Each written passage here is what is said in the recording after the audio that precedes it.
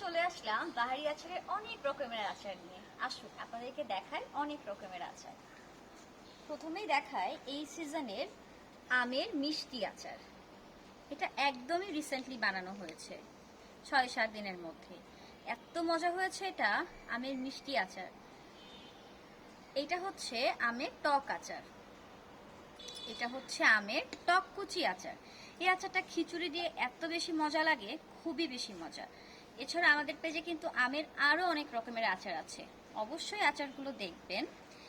এটা হচ্ছে বড়ইয়ের মিষ্টি আচার, এটা তেঁতুলের মিষ্টি আচার, এটা কাঁচা মরিচের ঝাল আচার। যারা ঝাল ঝাল আচার পছন্দ করেন কিন্তু আবার বোম্বের ঝালটাও পছন্দ করেন না, তাদের জন্যই কিন্তু এই আচারটা।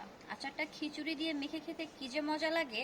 আর যাদের ডায়াবেটিস আছে তারা তো আসলেই খুঁজে থাকে এই ঝাল আচারটা, তাই এই ঝাল আচারটা কিন্তু সবাই খেতে পারবেন। এটা হচ্ছে আমাদের চালতার আচার। এখনো কিন্তু এই সিজনের চালতা উঠতে দেরি আছে, কিন্তু আমরা চালতা স্টোর করে রাখি। এটাও খুবই রিসেন্টলি বানানো হয়েছে। আর এটা হচ্ছে জলপাইয়ের মিষ্টি আচার। আর সবচাইতে স্পেশাল আচার হচ্ছে এই বার্মিজ আচারগুলো।